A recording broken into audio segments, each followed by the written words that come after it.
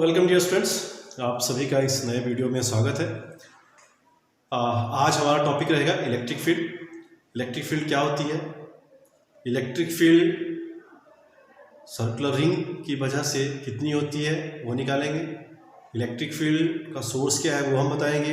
Electric field के जो physical characteristics है वो क्या होते हैं वो हम इसमें डिस्कस करेंगे। ठीक है, ये बहुत ही इंपॉर्टेंट टॉपिक है इलेक्ट्रिक फील्ड, और इसे आप ध्यान से करें क्योंकि सेम कॉन्सेप्ट में हम आगे मैग्नेटिक फील्ड का भी करेंगे।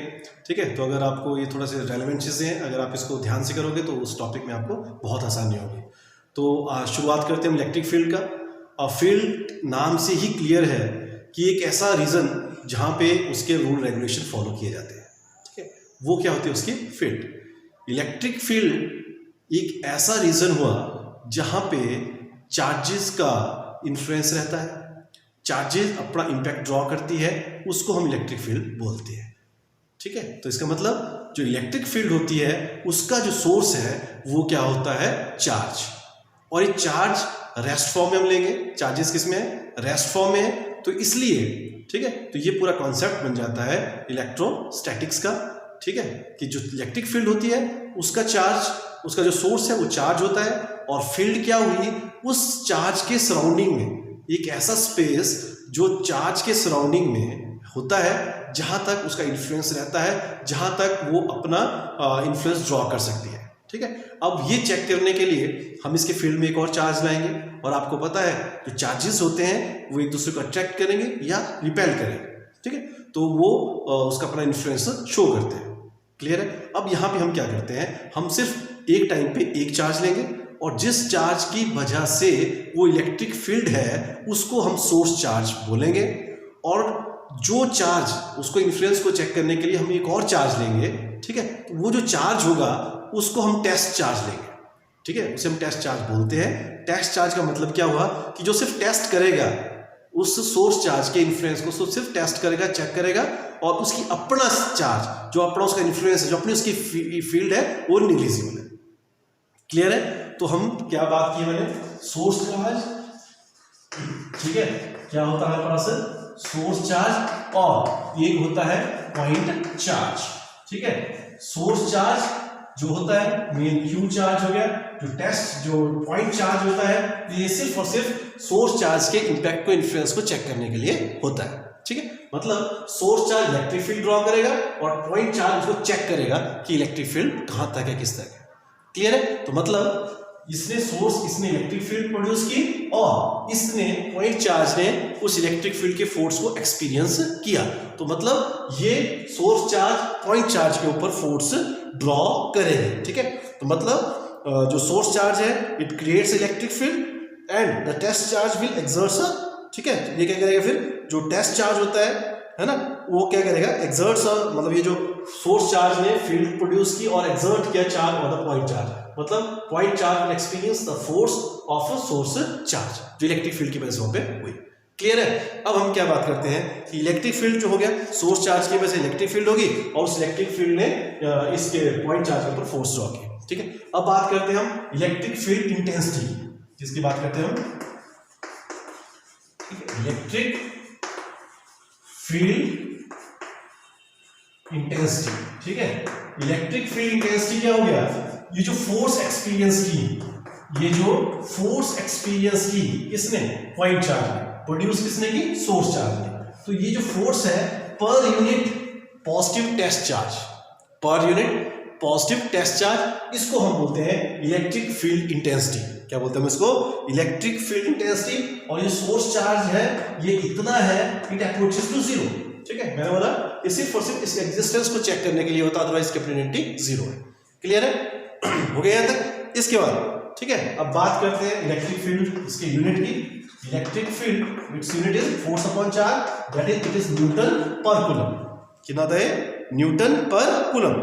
और मैंने आपको कल भी बताया था कि हमेशा जो टर्म्स करो उसके यूनिट्स और डायमेंशन फॉर्मूला पक्का करें। तो जो इलेक्ट्रिक फील्ड है, ठीक है, जो इलेक्ट्रिक फील्ड है उसका डायमेंशन फॉर्मूला क्या हुआ? Force upon charge. फोर्स का आपको पता कितना होता है? ml/t-2, और चार्ज है कितना हो गया हमारे पास? जो charge it is equal to I into T. ठीक है, सो इट इज ml/t-3 पर एम्पियर। कितना हो गया फिर? mL/t-3 watt per ampere. It is a dimension formula of electric field. Clear है? अब हम करेंगे बात, ये जो इलेक्ट्रिक फील्ड है, ठीक है, हम क्या निकालेंगे, अब निकालेंगे हम electric field intensity due to a point charge. ठीक है, इलेक्ट्रिक इंटेंसिटी, ठीक है, due to a point charge. ठीक है, हम क्या करेंगे, इस तरह से हमने सोर्स चार्ज ले लिया, source charge plus Q charge यहां पे लिया ओरिजिन पे. ठीक है, ओरिजिन पे लिया, किसके ओरिजिन पे लिया हमने, कंसीडर द पॉइंट चार्ज. कहां पे, ओरिजिन, एट ओरिजिन ओ. ठीक है, ओरिजिन ओ पे. ठीक है, इस तरह से ये कितना आ गया, along X axis, Y axis और जेड एक्सिस. ठीक है, क्लियर है? फिर इसके सराउंडिंग में, इसके चारों क्या है, इसकी इलेक्ट्रिक फील्ड. उस फील्ड में हमने यहां पे टेस्ट चार्ज ले लिया क्यू नॉट.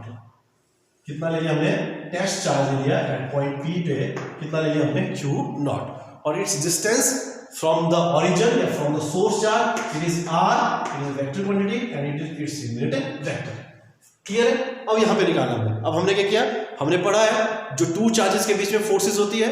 ठीक है, इलेक्ट्रोस्टैटिक फोर्स थी, कूलम्स लॉ ने दिया था, तो कूलम्स लॉ हम अप्लाई करेंगे to find the force between the source charge and test charge.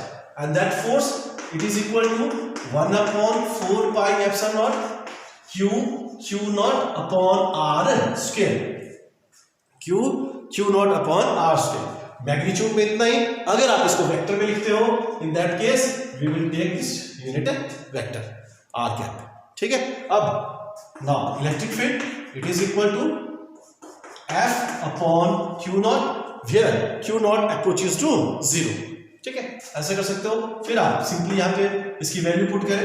1/q not मैंने बाहर लिखा, अंदर क्या आ गया, 1/4 pi epsilon not q not upon r square. ठीक है, q नॉट से q नॉट क्या हो गया, कैंसिल.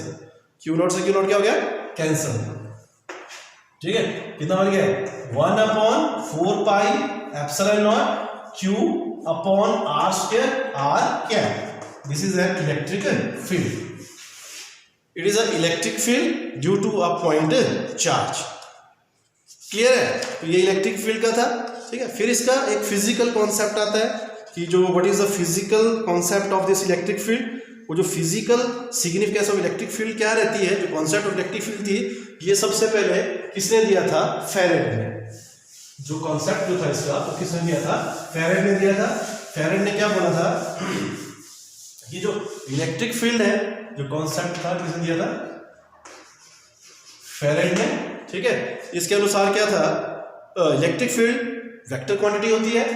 ठीक है, वेक्टर क्वांटिटी होती है क्योंकि इसका मैग्नीट्यूड भी है स्पेस में और डायरेक्शन भी है. ठीक है, इसलिए इसको क्या बोलते हैं, उसका वेक्टर क्वांटिटी. ठीक है, और साथ में इलेक्ट्रिक फील्ड जो होती है, जो कैरेक्टरिस्टिक्स होते हैं, ये जो प्रॉपर्टीज होती है सिस्टम की इलेक्ट्रिक फील्ड चार्ज की. ठीक है, वो सारी की सारी जो इलेक्ट्रिक फील्ड क्या रहता है, क्या होता है, सोर्स चार्ज का. और जो टेस्ट चार्ज है उसके ऊपर क्या रहती है, और इंडिपेंडेंट, मतलब डिपेंड करेगा सोर्स चार्ज के ऊपर. और जो टेस्ट चार्ज है उसके ऊपर क्या रहता है, ये इंडिपेंडेंट रहता है. क्लियर है यहाँ तक? इसके बाद ठीक है, तो जो इलेक्ट्रोस्टैटिक्स में इलेक्ट्रिक फील्ड जो होती है, ठीक है, पॉइंट रिप्रेजेंट्स करेंगे. और मैग्नीट्यूड जो रहेगा इसका, जो सोर्स चार्ज की वजह से, पॉजिटिव की वजह से अवे रहेगा. ठीक है, नेगेटिव की वजह से डायरेक्शन क्या रहेगी, टूवर्ड्स रहेगी. क्लियर है? तो इसके बाद हम बात करते हैं, हम करेंगे electric field due to a circular loop. ठीक है, किसकी वजह से, due to a circular loop, या बोल सकते हैं due to the charged ring. तो हमने एक सर्कुलर रिंग लिया जिसके ऊपर plus Q charge uniformly distribute है. ठीक है, और let lambda weights charge density, इसको बोलते हैं linear charge density of the ring. And let P be the point where we have to find the electric field due to this circular loop and its distance from the center of this circle, it is r. It is कितना लेंगे हम इसका, r लेंगे. Clear है? अब इसका जो distance लिया, ठीक है, आपकी मर्जी है, मैंने कहा a low, r low, x low, depends आप किस तरह से इसको करना चाहोगे. ठीक है, मोस्टली बुक्स में इसको क्या लिया होता है, x लिया होता है. तो अब इसको x लो, r लिया तो r लो, पर जो यहाँ डायग्राम में मेंशन किया होता है, जब आप मैथमेटिकली करें तो आप उसको ही लिखें. ठीक है। तो हमने क्या किया, यहाँ पे डिस्टेंस x ले लिया, फिर उसके बाद क्या करना आपने, हम एक साथ इस पूरे रिंग की सहायता से इलेक्ट्रिक फील्ड यहाँ पे नहीं निकाल सकते हैं, इसलिए हमने एक एलिमेंट्री पोर्शन ले लिया, और एलिमेंट्री पोर्शन की जो लेंथ है that is dl and its charge of this elementary portion is dq। तो यहाँ पे जो सोर्स चार्ज रहेगा इलेक्ट्रिक फील्ड निकालने के लिए दैट इज dq, ठीक है। अभी जो dq हुआ, dq डेंसिटी के हिसाब से निकालोगे, it is equal to dq is equal to lambda into dl, है ना। And electric field it is equal to 1/4 pi epsilon, ठीक है, dq अपॉन ये यहां से पॉइंट मानो a से लेके p तक का इसका डिस्टेंस आप r ले लो, so it is equal to dq upon r square, ठीक है। और dq मैंने बोला कितना होता है, लैम्डा इनटू dl, तो put the value of this dq, so we get lambda into dl into r, so ठीक है, क्लियर हो गया था।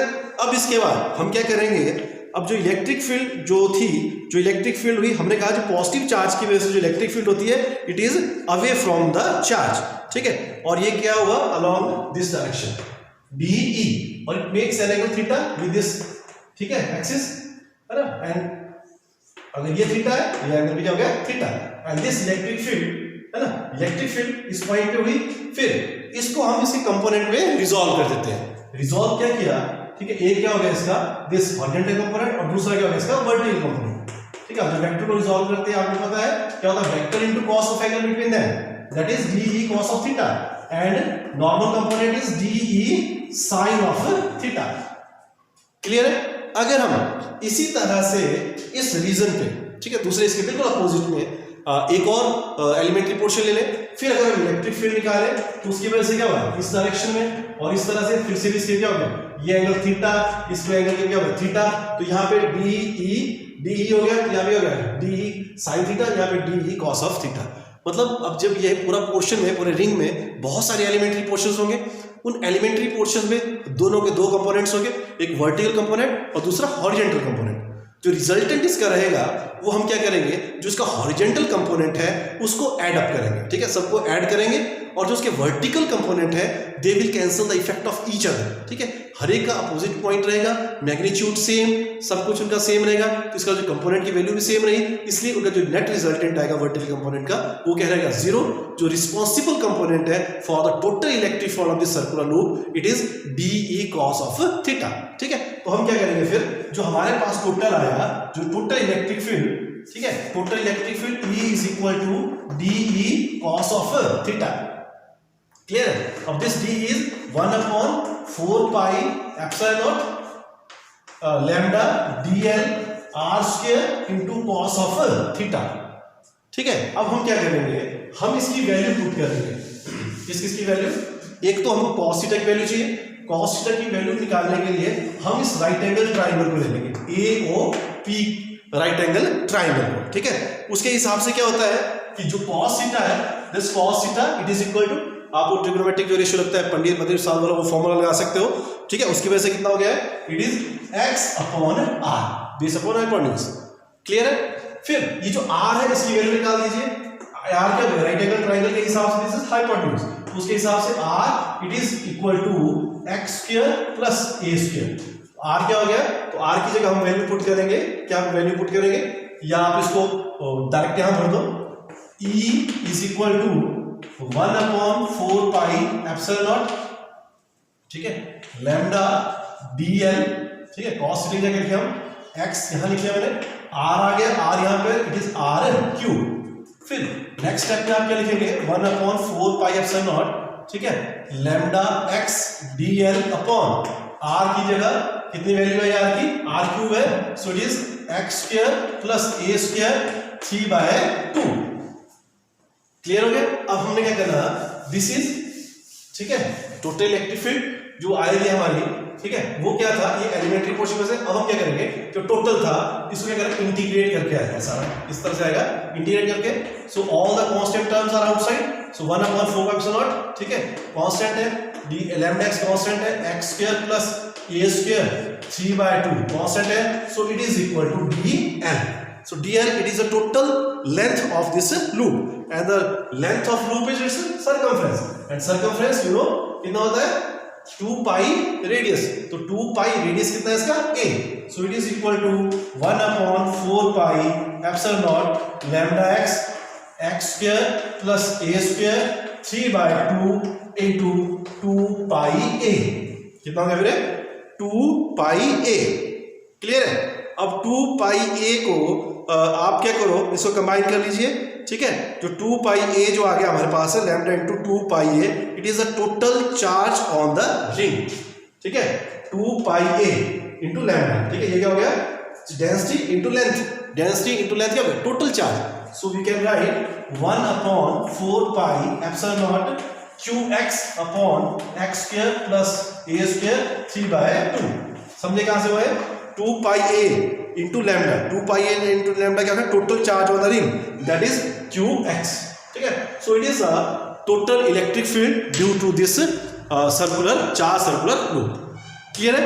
आप इसको ध्यान से करें और नेक्स्ट वीडियो हम करेंगे what is electric dipole and we will find the electric field, ठीक है, due to this electric dipole at various position. So आज के लिए इतना ही काफी है। Thank you very much.